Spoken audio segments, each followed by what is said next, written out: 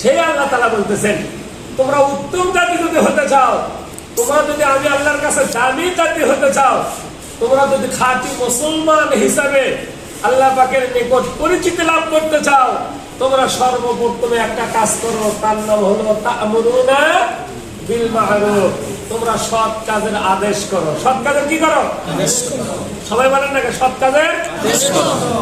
আর দ্বিতীয় নম্বর যে কাজটা তোমাদেরকে করতে হবে, যদি উত্তম জাতি হতে চাও, যদি তোমরা ভালো জাতি হতে চাও, কোরআনুল কারীমের ভাষায় যদি তোমরা খায়ের জাতি হতে যাও, তাহলে দ্বিতীয় নম্বর যে কাজটা করতে হবে, ওয়া তানহাউনা আনিল মুনকার। কথাগুলো কার? আল্লাহ। একটু জোরে বলেন কার? আল্লাহ।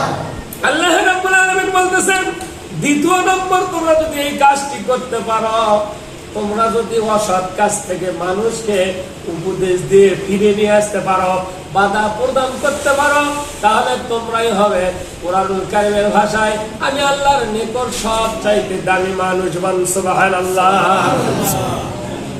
তাহলে দামি মানুষ হতে গেলে কয়টা কাজ? কথা বলেন না, কয়টা? দুইটা। জোরে বলেন কয়টা? দুইটা। এক নাম্বার ওয়াজ বুঝেননি? সৎ কাজের আদেশ বলতেছেন না? এক নাম্বার সকলকে বলতে হবে। এক নাম্বার আবার বলেন, যারা বলতেছেন না, যারা মুখ বুঝে বসে আছেন, হ্যাঁ, তারা যদি অন্য জাতির সাথে মিলিয়ে পড়েন আমাকে দোষারোপ করতে, যারা কোরআনুল কারীম থেকে পিছপা হয়, যারা কোরআনুল কারীমের মধ্যে সন্দেহ পোষণ করে, তাদের মধ্যে ঈমানের লেশমাত্র থাকে না। যেমন আগুন খড়টাকে কি করে দেয়? জ্বালায় দেয়।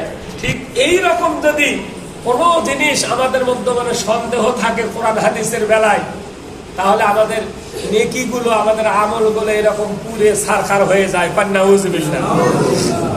তাহলে উত্তম জাতি হতে গেলে কাজ কয়টা? একটু সকলকে জবান খুলে বলতে হবে কয়টা? এক নাম্বার সবাই বলেন, দুই নাম্বার সবাই বলেন, দুই নাম্বার কি? অসৎ কাজ থেকে নিজে তো বিরত থাকবেনি, অন্যকে বিরত রাখতে হবে। এটা আপনার আমার কর্তব্য, দায়িত্ব দিয়েছেন কে? জোরে বলেন কে? কোন মানুষ দেয় নাই, কোন এমপি সাহেব দেয় নাই, কোন মন্ত্রী সাহেব দেয় নাই। সর্বশ্রেষ্ঠ আমাদের জাতিকে যিনি বানাইছেন, যিনি হলেন স্রষ্টা, সেই স্রষ্টা আল্লাহ রাব্বুল আলামিন আমাদেরকে নির্দেশ করেছে তোমরা দুইটি কাজ করতেই থাকো। সুবহানাল্লাহ। দেখেন, আমরা জানতামই না আয়না ঘর নামে কোনো ঘর আছে। কি কথা বল না? জানতেন নাকি? হ্যাঁ, যেভাবে করছেন মনে হয় আপনারা দেখে যাচ্ছেন। আপনারা জানতেন না? আমি ভিডিওর মধ্যে দেখতেছিলাম, এই ভিডিওতে দেখার সময় আমার মনে হইতেছে দম বন্ধ হয়ে আসতেছে। আমার কথাই আমি বলতেছি, 1-2 মিনিট দেখার পর আমি বন্ধ করে দিছি। মানে এমন একটা ঘর, কবর যে এরকম ঘর, একেবারে বাস্তব ওই রকম ঘর। এইরকম ঘর থেকে মুসলমানের সন্তানদেরকে বের করা হলো, 400-র মতো মানুষকে, আরো অসংখ্য কঙ্কাল সেখানে কি আছে? তাহলে এটা কি অসৎ কাজ না? জোরে বলেন না কেন? কি কাজ?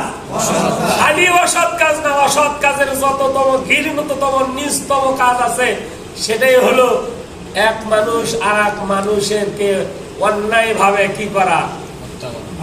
অত্যাচার করা, আক্রমণ করা। সে যাই হোক না কেন, আপনি আমি যে কেউ হই না কেন, তাহলে আমরা এই অন্যায়ের মধ্যে কি হয়ে যাব?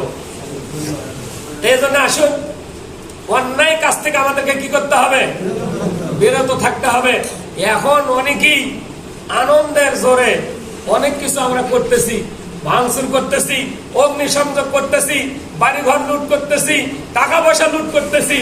এইরকম কাজ যারা করতেছেন, মনে রাখবেন, এই আল্লামা দিলওয়ার হোসেন সাইদি মরহুম শহীদ দিলওয়ার হোসেন সাইদি হুজুর বলে গিয়েছিলেন আজ থেকে 20 বছর আগে, আজ থেকে 20 বছর আগে কোন জালিম শাসক তার শাসন কার্য পরিচালনা করার জন্য যত ছিদ্র আছে সব বন্ধ করে। সব কি করে? কারণ তার ক্ষমতা কি করার জন্য, টিকে রাখার জন্য। কিন্তু একটা ছিদ্র বন্ধ করতে পারে না, সেটা হলো তার মুখ। সেটা কি? সবাই বলেন। এই মুখ দিয়ে একটা কথা বের হয়ে যাবে, তার পতন হবে। তার কথা অক্ষরে অক্ষরে পালন হয়ে গেছে। আল্লাহু আকবার। কারণ তিনি তো আসলে একজন মানে মুহাক্কিক আলেম, হক্কানি আলেম যাকে বলা হয়, তিনি ছিলেন সেই হক্কানি আলেমের মধ্যে অন্যতম একজন। বলেন সুবহানাল্লাহ। এই জন্য তার কথা যেটা যেটা বলছে তার একটাও কি হয় নাই, ব্যতিক্রম হয় নাই। আজ থেকে ওই 15 বছর আগে বলে গিয়েছিল যে পূর্ব আকাশে গাঢ় কালো অন্ধকার মানে দেখতে পাচ্ছি, অশুভ লক্ষণ। কি লক্ষণ? এইখান থেকে কেউ যদি সক্ষম ভাবে মোকাবেলা করতে না পারে, তাহলে যে গাঢ় কালো অন্ধকার আসতেছে এর শোভে সাথে হওয়া অসম্ভব। কথা বলেন ঠিক কিনা? মনে আছে নাকি? যে যে কথা বলে গিয়েছিল বাংলাদেশের জন্য, সেই কথাই কি হয়ে গিয়েছিল? কথায় কথায় আমাদেরকে বলতেছিল মৌলবাদ। কি বল? সবাই বলে মূল মানে গোড়া। মূল মানে কি? তারা জানেই না মৌলবাদ মানে কি। তা বলতেছে আমরা যদি মৌলবাদ হই, আপনারা হলো আগাবাদী। কোন বাদী? তাহলে আমরা থাকবো গাছের গোড়ায়, আপনারা থাকবেন গাছের আগায়। বলতেছে 12 কোটিতে মানে গাছের গোড়া যদি ঝাঁকি দেয়, মামু বাড়ি দিল্লির যা করবা, আর কোথাও পালানোর জায়গা পাইবা। ঠিক সেই কথাগুলো কি হইতেছে, দিল্লি ছাড়া এই স্বৈরা শাসক পতন যে হয়ে গেল, দিল্লি ছাড়া তার কোন আর জায়গা হইতেছে। অতএব সাবধান। আমরাও যারা আছি, আমরা আনন্দে যারা আত্মহারা হয়ে গেছি, আত্মহারা হওয়ার পর অন্যায় অশ্লীল বেহায়াপানা কাজগুলো করতেছি, আমাদের জাতির মধ্যে কওমের মধ্যে সাবধান। আল্লাহ পাক যেদিন ধরবে আপনাকে আমাকেও ছাড়বে। অতএব সাবধান হতে হবে। কি হতে হবে? সম্মানিত উপস্থিতি, আমরা 2টি কাজ করতেই থাকবো। কয়টি কাজ? সবাই বলেন কয়টি? 1 নম্বর, সৎ কাজের আদেশ আমরা কি করব? কথা বলে না, দিতেই থাকতে হবে। যতদিন আপনি বাঁচবেন, যতদিন আপনি, ততদিন আপনাকে সৎ কাজের আদেশ করতেই হবে। নির্দেশটা কার? আল্লাহ। সাধারণ কোন মানুষের না, আমার মাহবুদের, আমার আল্লাহ পাকের নির্দেশ হলো তোমরা যতদিন বাঁচবা সৎ কাজের আদেশ করতেই থাকো। সুবহানাল্লাহ। আর যতদিন বাঁচবা অসৎ কাজ থেকে মানুষকে নিষেধ করো, বিরত রাখো।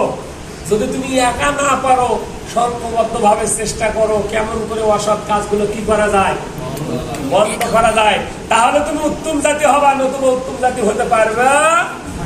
আর যে হাদিস বলছি, আল উলামা ওয়ারাসাতুল আম্বিয়া কা আম্বিয়াই বানি ইসরাইল, আল্লাহর হাবিব তার 5 জমানে আজ থেকে 1500 বছর পূর্বে বলে গিয়েছিল, যারা আলেম ওলামা তারা হলো নবীদের ওয়ারিস। কার ওয়ারিস? বলতেছে এই শেষ জামানার যারা আলেম হবে তাদের মূল্য, তাদের দাম কত বেশি? কা আম্বিয়াই বানি ইসরাইল, অন্যান্য যুগের নবী রাসূলদের, বনি ইসরাইলের নবী রাসূলদের চেয়েও তাদের মর্যাদা আমার আল্লাহ পাকের নিকট অসংখ্য বেশি। এই জন্য আসুন আমরা আলেম ওলামাদেরকে সম্মান করার চেষ্টা করব। কি করার চেষ্টা করব? সবাই বলেন কি করার চেষ্টা করব? কারণ আপনার ইমানের পাহারাদার, আপনার ইমানের মানে চাবিকাঠি যার হাতে, তিনি হলো একজন আলেম। ইমাম সাহেব যদি সঠিকভাবে নামাজ আদায় না করে, নামাজ হবে কারো? কথা বলেন না, কারো হবে নাকি? নামাজ যদি না হয় আপনার কোনো আমলই হবে না। অতএব আপনার ইমানের চাবি কার কাছে? কথা বলেন না, আলেমের কাছে। কার কাছে? সেই আলেমকে দেখে যদি আপনি নাচ শিক্ষান, জুম্মা করছে বিধায় বলবেন যে কাপড়ের দামে হুজুরি কি করছে। কথা বলেন না কেন? এখন আমি যদি বলি আপনার বাড়িতে মানে বিবির জন্য ব্লাউজের কাপড় লাগতো 1 বা 4 গিরা, আপনারা কমাইতে কমাইতে 8 গিরাট নিয়ে যাচ্ছেন। কয় গিরাট? তাও তো দাম কমাতে পারেননি, তাও তো দাম কি করতে পারেননি।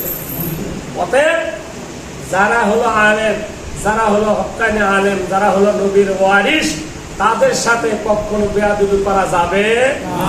যদি বেয়াদবি করেন তাহলে পথে পথে আপনাকে বিপদে আপদে হেনস্থায় করতে হবে, আল্লাহর পক্ষ থেকে আযাব আর গজব চলে আসবে। আল্লাহ তাআলা আমাদের সকলকে সৎ কাজের আদেশ, অসৎ কাজের নিষেধ করার তৌফিক দান করুন। সকলে বলেন